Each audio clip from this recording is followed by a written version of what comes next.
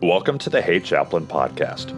My name is Jared Altick, and I'm a chaplain with the police department. This podcast exists so that cops can hear encouragement from other cops. It may not be very often that you talk to a police chaplain, but I am hoping that you might listen to a chaplain talk to other cops about being a wiser, healthier person. On this podcast, you'll hear from detectives and dispatchers, U.S. Marshals, and county sheriffs, and every once in a while, a firefighter. But I'll try to give you a content warning first. From the LAPD to Scotland Yard, the guests on Hey Chaplain are giving you the wisdom gleaned from their experience so that you don't have to learn the hard way. When I began to meet people in the larger law enforcement community, I found that the social landscape was dominated by folks from big agencies.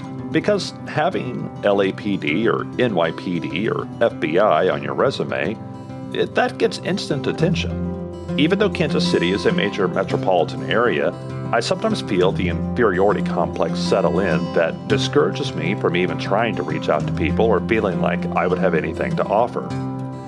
That's where someone like Matt Landfair, a cop from a small department in Utah, breaks that stereotype. Matt didn't have all of the training opportunities and networking opportunities available in a larger agency, so he deliberately created his own network. He went out and found the training that he needed, found the mentors that were meaningful, and now, after 5 or 6 times of him popping up on my radar, I just had to ask him, how is it that you know everybody? How is it that you've managed to stay in the loop on all the latest trends in law enforcement training? Well, Matt's got a lot of wisdom to share with you, especially if you feel like you're out on an island all by yourself. Here's Matt Landfair. Matt, how are you today? I'm doing good. How are you doing? I am doing pretty well. Where are you generally speaking, and what has your career been like so far? I work in northern Utah. I live in northern Utah. I'm not from here, though, so I grew up, I claim a suburb of Chicago. So to come over here, there was a bit of a culture shock. Sure. But for some reason, I pursued law enforcement here in Utah. And I started in corrections. Didn't want to go into corrections, but I went into corrections. And looking back on it, it was an absolutely wonderful experience because I got to meet. Everybody says that. Everybody says that. Starting in corrections makes you such a better cop. Exactly. Is there a reason? What's your reason? Well, I got to have firsthand experience dealing with my future clientele. I also, though, to me, the absolute most important thing that's affected me through my entire career. So I went through the academy in '98, been doing cop stuff since. What I usually say on my podcast is I've been doing cop stuff since last century. Right. The biggest thing that I learned from working in corrections is these are all people. Mm. These are all people, and they might have made some bad decisions. Yeah. Sure, there are some monsters. There are some absolutely horrible, dreadful people.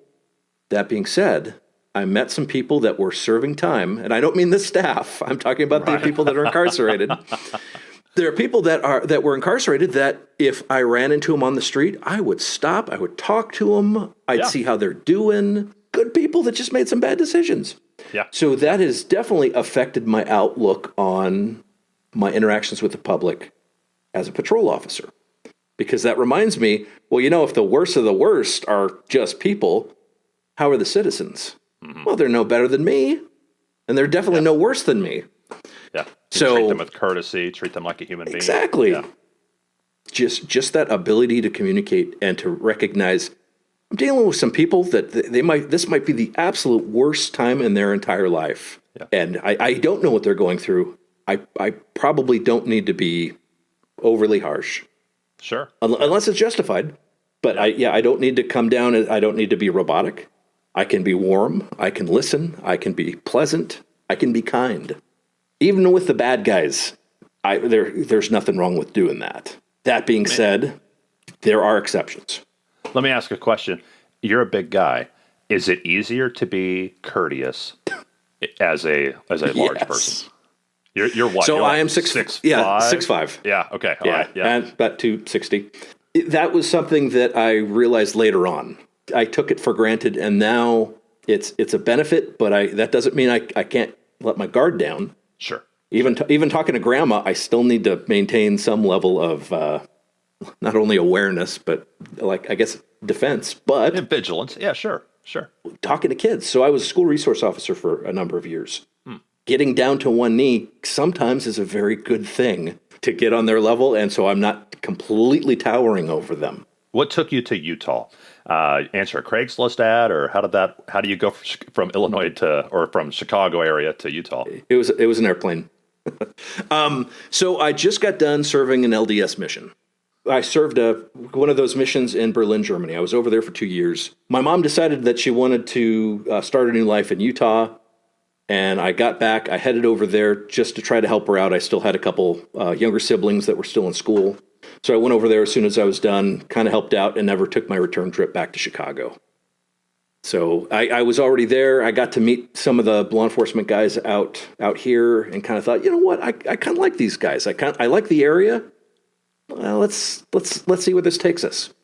And so you go to a small town in Utah. I mean, I think that a lot of the rest of the country were picturing, what law enforcement could you possibly be doing there? Everything. You name it. So I live and I work in a smaller community. The agency, we're 13 man. And that includes admin, that includes investigations, that includes support. We have everything that every other agency has, just on a smaller scale. So there are a couple areas that are south of us by about an hour. They're known for some drug issues. It might be the meth capital of Utah. It definitely is here. It's definitely where I work. It's definitely where I live, just on a smaller scale. And so we have all the hazards, all the dangers. One of the issues that we as officers in this type of an area need to be cognizant of, though, is it is everywhere. And so as this may feel like Mayberry, it's still not. But in reality, doing a traffic stop, we have no idea how to predict who we're going to be in contact with. Going to a domestic, we have no idea how to predict how those people's behaviors are going to be. Right. And this is the same for anywhere. It has the potential of being dangerous everywhere. What are the advantages to a small department? What's the benefit of working in a smaller department like that? So for me, completely world according to Matt, I like the fact that I really get to know my community. I can drive around, I can wave, people wave back. It's all five fingers. All the patrol, all the law enforcement, we know each other. And that makes our job a lot easier. We know who our regular clients are. We also have good relations with neighboring agencies where we have mutual aid agreements. I think one of the big advantages for me is no 2 days are the same. Now, we can say that about any agency, any law enforcement, but for me, truly, I could be helping some old lady get a cat out of a tree. Yes, that should be the fire department. I'm aware of that. But I could be doing anything from changing a tire, getting a cat out of the tree, responding to murder, suicide, you name it. Traffic stops, wrecks, all kinds of medicals. So having suicide. More variety. Having so more much variety is a thing in a smaller department. Because we are wearing all of the hats. Yeah, in Kansas City, what I see is everyone very specialized and sometimes siloed. You kind of get on a track and can spend half of your career kind of in one track, and it's kind of hard to leave that because it'd be starting over. And so you get very specialized, have very limited experience. In fact, learning as an outsider coming in as a chaplain, who does this and what does this guy over in this office do? Frequently, even in a medium-sized department like what I'm in, they didn't know. They had no idea what that other unit did, because they were so separated and segregated from one another. Where in a smaller department, you've got to do all of those jobs. You're your own CSI, that kind of thing. Yeah. Absolutely. I've spoken to a couple friends who worked big city and then went down to something more rural, closer to what I work. And they messaged me and they said, I can't believe how different this is and how much more work it is. Yeah. And it's great. When you're out on a call, where is your backup coming from? From within your own department? From county sheriff department? From neighboring city? Yeah, it depends on the day, depends on the time of day. So currently I'm on grave shift. I'm on grave shift for another month. My backup is potentially the neighboring agency to my south. It might be the county. Most likely it won't be State Highway Patrol. They're usually south of us most of the time. And it's usually several minutes out. Some days, so if I'm working day shift or if I'm working afternoon shift, my backup will be quicker. They'll probably be within my own agency. But for the most part, I also grew up with, well, when I say grew up, I mean as a police officer, from a young pup officer to where I'm at now. Working alone was normal. That's what we do. And we are completely self-sufficient and don't anticipate backup anytime soon. We recently had, about a year ago, we had a meeting with I don't even know what their title is. Basically, we were discussing with this person what are concerns within the agency, and a lot of the newer officers had concerns about working alone. And those of us who are more veteran kind of looked at each other like, "What? That's just normal. That's normal day." But I absolutely understand why that would be a concern, because they didn't grow up with that kind of an environment. What does that develop in an officer to work alone, to know that you have to work alone? What kind of skills does that develop and bring out? Number one most important thing is the ability to talk. The ability to talk and to think on your feet, because that is what you use more than anything else. It's not your hands-on, it's not your shooting capability, it's not your driving. It is your ability to communicate with others and to read them and to act accordingly. And we can put two separate officers in the same situation, and just based on the way they communicate, things may turn poorly. We're going to go hands-on, or something goes, let's just stop right there with hands-on, or everything's calm, everything's okay, and we don't have any further violations, offenses, or anything. Do you feel like you can talk somebody into cuffs better than a big city officer? That's a good question. I'm not sure. I personally would like to think I could, but there have been some amazing big city officers that they can talk squirrels out of trees. I saw one just here a few nights back. I guess a few weeks back, but I was on a ride along, and it's 2:00 in the morning, and these officers go out to arrest this lady, and she was thanking them for arresting her. It was the most congenial arrest I've ever seen. It was really something. But a lot of officers don't have to develop that skill, because they know they have multiple units to back them up just a few blocks away. Yeah. And in a small town, you don't have that. What other disadvantages are there being in a small department? Budgets. Lack of budget a lot of times. And that also leads to lack of training. And not necessarily leads to, but a side effect is potentially lack of training. So in my instance, during a lot of my career, I would purchase a lot of my own stuff. So I bought my own firearm. Now, there was one issue to me. I didn't know its history. I'll carry my own stuff. It's okay. The duty belt I was issued, Uncle Mike's stuff, it's okay. I'm going to go with Safariland. Vehicles, now, if I could afford to buy my own vehicle, I would have done that. Currently, I'm in an like a 2022 F-150. No complaints. It's wonderful. You poor thing. Yeah, I know, it's horrible. The turning radius, though, it's like turning the Titanic.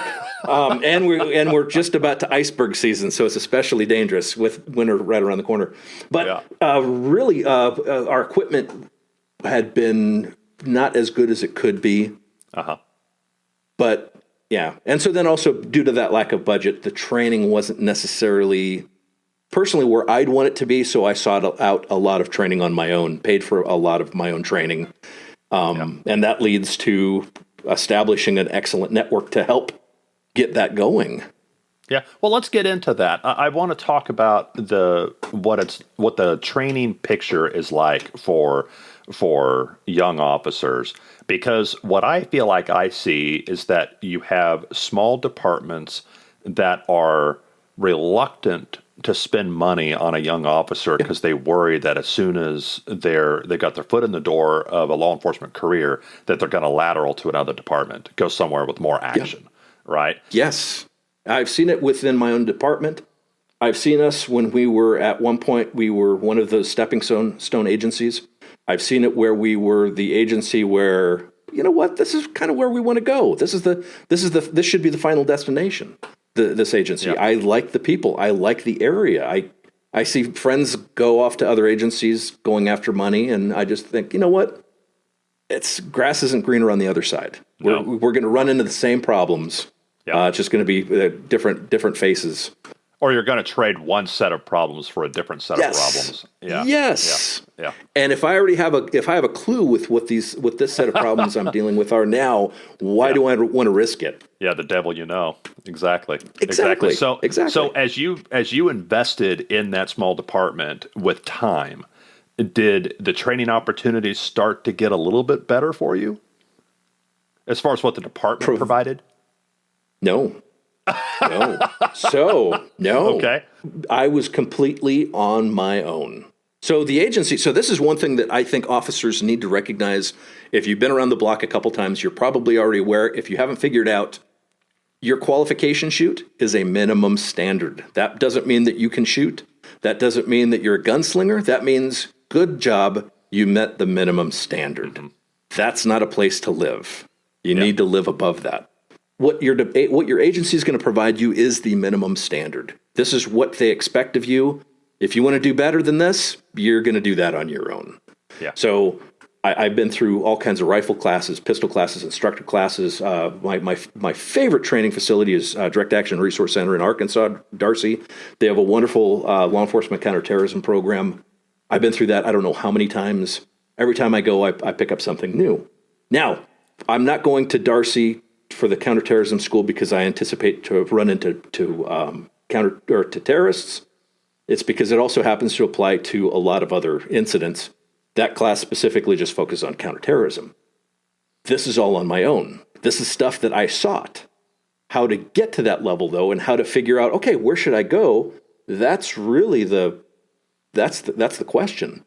Because I could see a lot of new officers wanting to get out there, wanting to get this great training, but not sure, okay, what direction do I go? How do I get to this level? Or how do I achieve this? Or how do I get what I want? What should a young officer be looking for first? Is it those defensive tactics, firearm skills? Should that be their first focus? Is that the most important thing to focus on? You got to make sure you know your job first. That's been an ongoing issue with newer officers, and it's not a bad thing. It's actually a good thing that they want to be the guy that we have to call that saves the day. What a great thing to want to be. You want to be the hero? That's wonderful. However, you need to know how to do your job first. Yeah. So if you can do everything within satisfactory standards and not have to call a supervisor, you're self-sufficient, you're able to do this stuff, then would be at that point would be a good point to start going, okay, what's the next level? Where do I want to go from here? And it's not necessarily specialization, but it might be, okay, you know how to do you know how to do DUIs, you know how to make arrests, you know how to draft up warrants, you know how to take care of collisions. Now would be a good time. Okay, how about more advanced accident reconstruction or some kind of accident investigation or whatever pertains to your specific job, because you need to excel at that. And the better you are at that, you're going to influence others around you, which is a very positive thing. Yeah. But also you're going to be looked at with a lot more favor. For me, I was fortunate. I had a very good group of people that influenced me that I was able to figure out, oh, these guys know what the hell they're talking about. In my immediate vicinity, I didn't have really any mentors. I didn't really have, everyone was, you're a number. It kind of gets tiresome. No one's taking you under their wing. No one's helping you out. You're completely on your own. So I was looking anywhere to try to find some guidance. And for me, it started, I looked to the internet.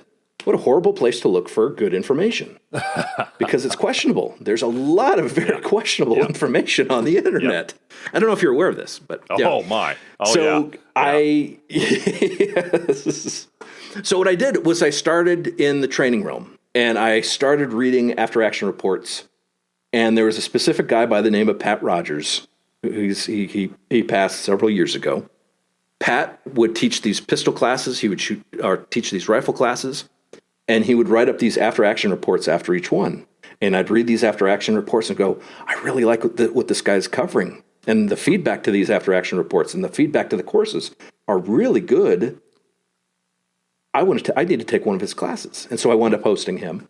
And he gave me a lot of really good pointers on how to be a cop. And he's a cop out of New York, completely night and day from what I live. But it's still, his insight was wonderful. And then I learned a lot about how to be an instructor, watching what he does and seeing how he puts together his courses. And through that experience, I wound up figuring out, okay, he's associating with these people. I want to learn more about these people. And then this network grows and grows and grows. The key to all this is figuring out, okay, what direction do you want? Who are you going to follow? What's the direction you're going to go? If you find that good, not even inspiration, but if you find that good motivating person, study them, see if are they in line with what you want. Do you want to be like them when you grow up? Yeah. Do you want to and look at who they associate with? Well, and then from there, part of my question too is, are you trusting your own instincts about who to latch on to, or are you asking for recommendations? Which is more important? So to begin with, it was me using my gut and reading input from others. Okay. And then if I knew anyone that was in that same realm, I'd say, hey, tell me about this. Tell me about this guy. Okay. And then, now I want to see this from myself. Well, I think my first class with Pat was 2008. And then I took another class with Pat. And then I would compare it to what I was being taught in not in the academy. The academy was horrible. Was what I was taught through my agency. And there was a big, vast difference because Pat covered a lot of very good performance concepts. The stuff provided from my agency is check the box. So from there, it turned into a combination of, okay, this is what I'm seeing. I'm going to bounce it off other people that I trust. And slowly that group of people that I trust grew and grew and grew. And I could have more people. And if everyone's going in the same direction, okay, there might be something here. I'm not going to blindly trust it. I'm going to look into it. I'm going to study. I'm going to find out what is it about this that these people all like. And then slowly built this network of really good people. Let's say you're a young cop and you have just bought your first house. Naturally, you have a big, beautiful, new, shiny pickup truck because that's required. You maybe have a spouse. Maybe you have your first child on the way. Where do you find the money and the time to go 2 or 3 states away to a class? How does that even happen? With a lot of difficulty. Most cops, to include me early on, we all had to have second jobs just to maintain. And so this wasn't something that we could just go out and do on a whim. It would have to be planned out. Yeah. It would be, you know what, a year from now, this is where I want to be. I want to go to this place. This is how much I need to spend. This is how much I need to save. This is how I'm going to do it. And also, wife has to be on board. Or whoever you live with has to be on board so they're aware. Because, all of a sudden, $5,000's out of the account. What just happened? Right. They don't like that. Just so you know. No. But having a plan is kind of important. Well, a lot of officers say $5,000. $5,000. There's no way that does not exist. It's true. And there's no time to take off because working that second job, you're working 6 or 7 days a week. And so that's just to make ends meet. How do you, is there like an intermediary step to get some of the mentoring? Maybe you can't go to the range and do a training of that type, but what kind of stuff is in between? So one thing that I wound up doing, and I benefited hugely from it, was actually hosting the instructor and having them come out when I could have them come out. When it worked best for me, I said, these are the dates I have this range. Does this work for you? Yes, it does. Okay, now I just need to put forth an effort to fill this class. A lot of times I wound up using vacation time to attend. That was a good thing. Another alternative, dry fire is an amazing thing, but it's kind of important to have, and we're just talking about firearms. Dry fire is an amazing thing, or dry practice, but it's important to have an idea of what the hell you're doing. If you're doing dry practice and there's something funny about what you're doing, all you're doing is solidifying bad habits. A bad habit, right. So having some kind of guidance, Having some form of guidance is a good thing. I would definitely advise you might want to start with a class. If you're full-time law enforcement, seek professional training beyond what's immediately available to you through your agency or your academy, just to get perspectives from outside your immediate vicinity. Okay. If it's possible. But yeah, that's going to take some planning. I like the idea of having the trainer come to you and then you work to fill up their class. You recruit, you beat the bushes to get people to come to the class so it's financially doable. Not only that, as the host, typically most instructors will give you a free spot. Yeah. Do you feel like small departments are able to support that kind of initiative, or is this just going to have to be on your own? So far, I've just experienced that it's on my own. So when I've hosted in the past, I got 2 slots because we were able to fill the class. I got 2 slots. I keep one, and then I would give one to a buddy who I work with. Nowadays, if I have a friend, if one of my friends is out here in this neck of the woods teaching a class, I will pay for one of my coworkers to attend the class. Either I'll pay for tuition or I'll pay for ammo. If the agency can pay for one of the 2, I'll get the other. Yeah. Just to help people get more training. I overheard a conversation, and officers like to it's almost natural to tear each other down and to make fun of people and that kind of thing. And they were joking about these officers who would go out to the range on a rainy day.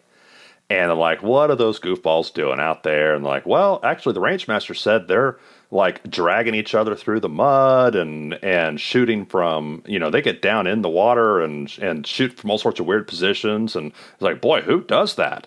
And then one of the officers in that conversation said, well, that's the kind of person I would want with me if something bad happens.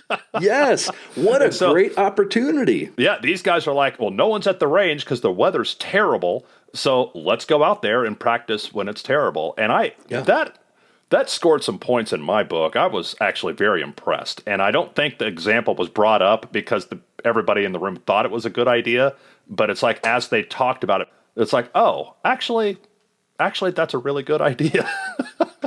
Some of my best training was in the worst weather, and I was least prepared. And I had wonderful lessons from it. And then when I find myself on perimeter in the middle of winter, in the middle of snow, dressed poorly, you know what? I've been through worse. This is nothing. Yeah. Well, that's what I mean. I don't believe in warm-up shots. I think that just I think that's the wrong idea. You need to be able to perform without warming up first. And that's not just gun skills. There's a lot of things that you need to be prepared to de-escalate or to investigate or whatever it is you're doing, whatever category. You need to be prepared to do that under adverse conditions.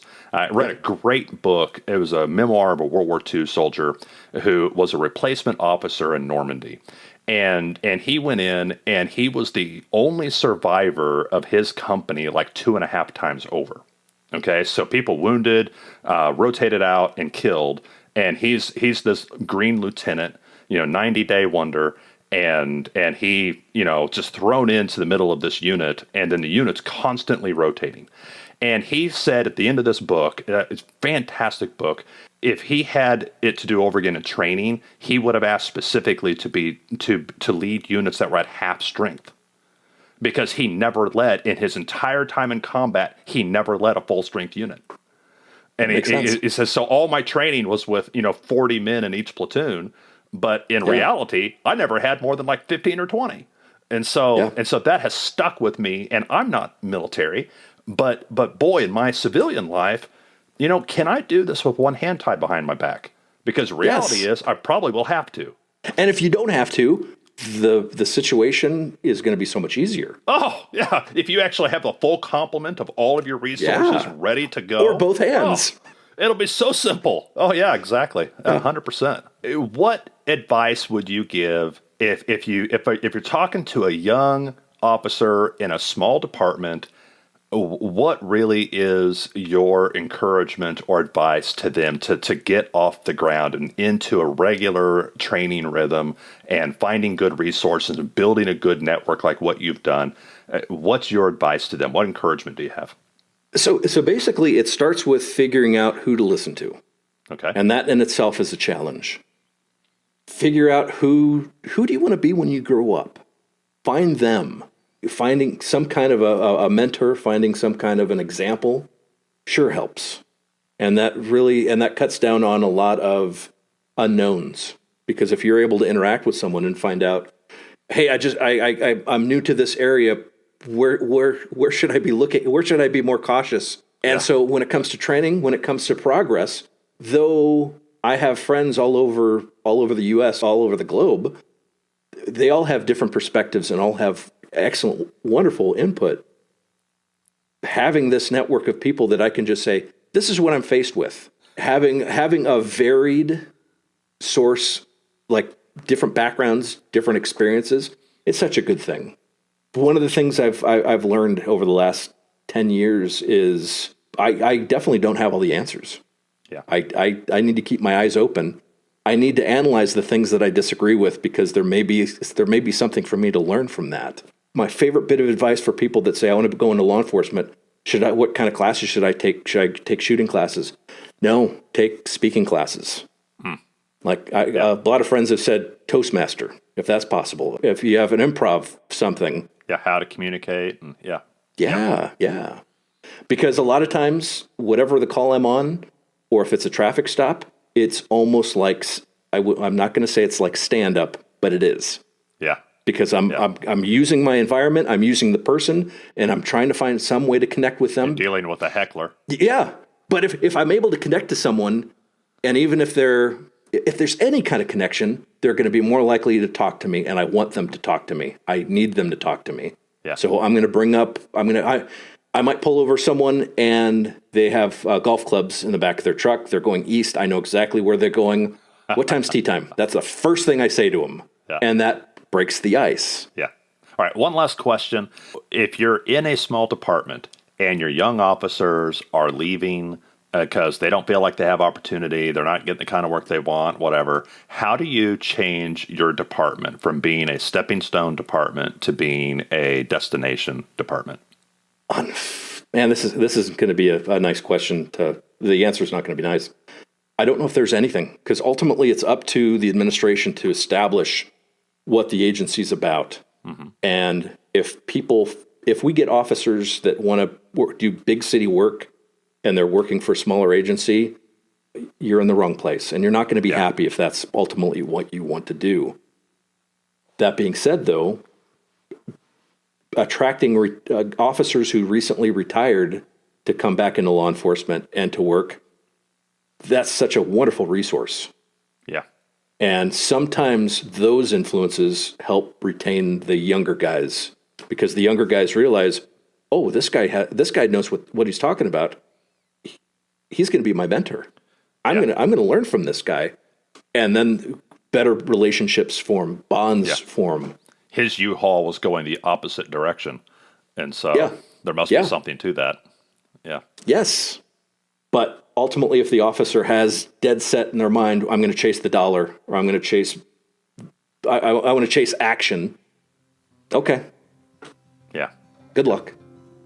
Matt, I really appreciate you coming on. My pleasure. Can't wait to have an opportunity to talk to you again. Sounds good. Thank you. I really appreciate Matt taking the time to talk to me today. His website and podcast is called Primary and Secondary. He often wrangles a small group of guests, kind of Brady Bunch style, to talk about some great topics that you're really going to benefit from. So definitely check out his show. The links are in the show notes. I also want to express my gratitude to the number of people who left to support me when I asked for a $5 virtual coffee on buymeacoffee.com. Nobody had to do that. I'm so flattered that people wanted to support Hey Chaplain and wanted to kick in $5 or $10 a month. Man, that has really made a huge difference in paying for all of the hosting fees and editing fees and all the stuff that goes into making a podcast. It just seems to get more and more expensive every year. It's turned this into something that I can just really enjoy, knowing that I have people partnering with me. Thank you so much. On the next episode of Hey Chaplain. I had slowed down a lot whenever we started dating. She wasn't much of a drinker, not much of a drinker. And I met her briefly. She strikes me as a very healthy person. yes. Okay. Yeah. Okay. Yeah. And she didn't like it. So I was like, okay, not a big deal. So I throttled back. Well, all it took was a bunch of, depression and PTSD Right. and all the other stuff that, firemen and cops and EMS and first responders in general deal with, to go unhandled, to where I started coping with it the only way that I knew how, which was drinking alcohol.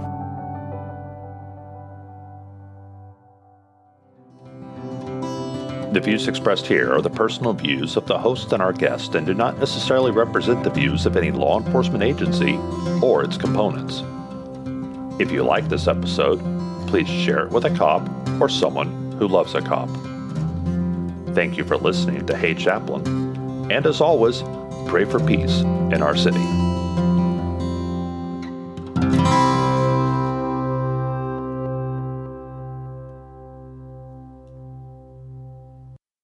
Call me Jared.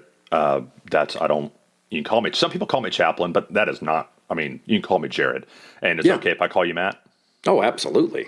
All right. As a matter of fact, people message me and Sir and Mr. Landfair. Come on, I'm just Matt.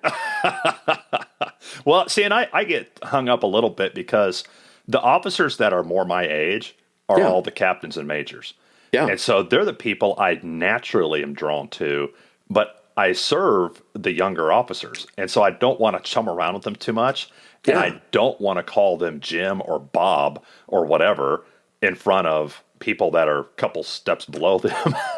So I try to, hello, Captain, how are you? And like, oh, you can call me whatever. I'm like, great. Well, Greg Dorsett does that to me all the time.